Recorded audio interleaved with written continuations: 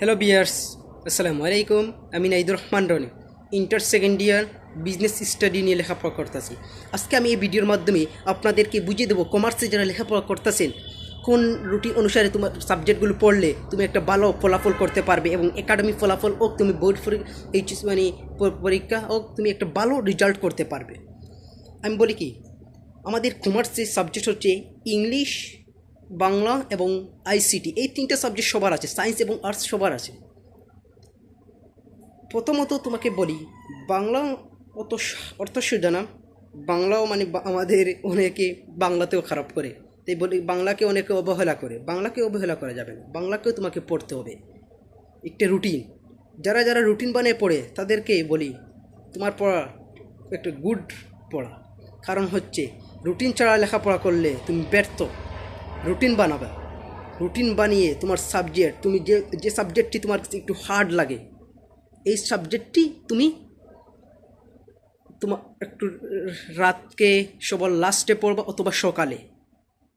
দেখুন সকালে কোন সময় পড়লে তোমার পড়াটা একটু ইজি হয়, আমার অন্য একটি ভিডিওতে আমি বুঝিয়ে দিয়েছি কোন কোন সাবজেক্ট কোন টাইমে পড়লে তোমার তুমি বুঝতে অনেক সুবিধা হবে।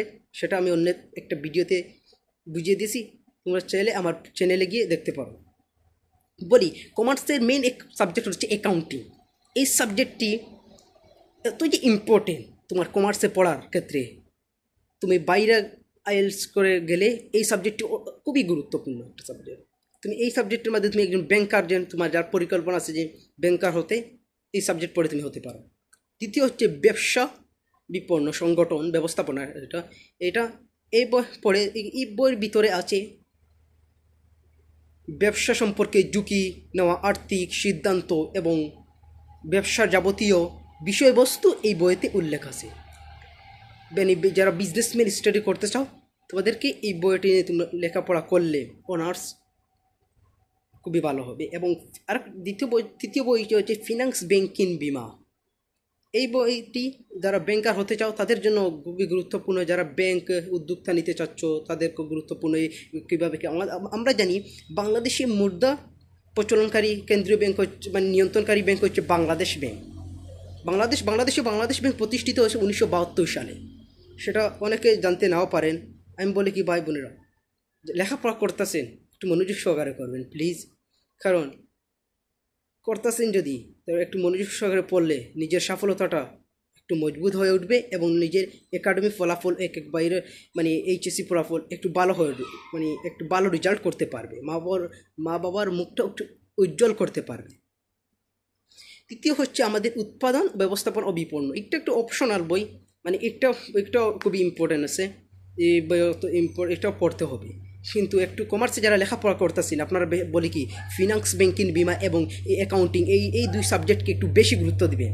আপনাকে রুটিন বানানোর সাথে সাথে এই দুই সাবজেক্ট প্রতিদিন আপনি পড়ার সাথে রাখবেন। অ্যাকাউন্টিংটা প্রতিদিন রাখবেন রুটিনে। ফিনান্স ব্যাংকিং বিমা ধরে নাও এক সপ্তাহে 7 দিন আপনি 3 দিন ফিনান্স ব্যাংকিং বিমা রাখবেন এবং বাকি অ্যাকাউন্টিংটা প্রতিদিন রিভাইজ দেবেন। কারণ হচ্ছে অ্যাকাউন্টিংয়ের প্রতিটি অধ্যায় আপনি এক সপ্তাহে প্রতিটি অধ্যায় রিভাইজ দেবেন। একটা অঙ্ক করেও, সর্বোচ্চ একটা করেও আপনি সেটা রিভাইজ করবেন। কারণ সেটা রিভাইজ না করলে আপনি ভুলে যাবেন নিয়ম কানুন, যে এই বেসিক সূত্রগুলো আপনার মাথায় যদি একবার এই বেসিক সূত্রগুলো যদি ঢুকে যায়, কখনো সেটা হারাবে না। এবং আপনি রিভাইজ দিবেন অঙ্কগুলো প্রতিদিন, সপ্তাহে একটা করে অঙ্ক করে। আমার অনেকে আমাদের সমাজে আছে যারা লেখাপড়া করতেছে, কলেজে এক অধ্যায় শেষ হয়ে গেছে, আর এই অধ্যায় পরীক্ষা আগে আর দেখবে একদিন গিয়ে বুঝতেছে না কি করবে। তাদেরকে বলি এরকম পড়লে তুমি জীবনে তোমার সফলতা অর্জন করতে পারবে না। তুমি প্রতিনিয়ত এই অধ্যায়গুলো শেষ হয়েছে কি হয়েছে, প্রতিনিয়ত এই অধ্যায়গুলো থেকে তুমি অঙ্ক করে যাবে, তাহলে তোমার মেমোরিতে খুব সহজে ঢুকে থাকবে এবং মনে রাখবে। আমাদের এবং ফিনান্স ব্যাংকিং বিমা এই সাবজেক্টটাও গুরুত্বপূর্ণ। আর ব্যবসা উদ্যোগ এখানেও একটু মুখস্থ বিদ্যা একটু বেশি। আর অ্যাকাউন্টিং আর ফিনান্স একটু বেসিক অঙ্ক আছে। ফিনান্সের ক্ষেত্রে বলি, ফিনান্সের সূত্র আছে, প্রতিটি অনেক 4-5টা অধ্যায় আছে, খুবই একটু হার্ড। সূত্রগুলো যদি আপনারা মনে রাখতে পারেন খুবই ইজি। মানে ফিউচার ভ্যালু, প্রেজেন্ট ভ্যালু দিয়ে সূত্রগুলো অত হার্ড না।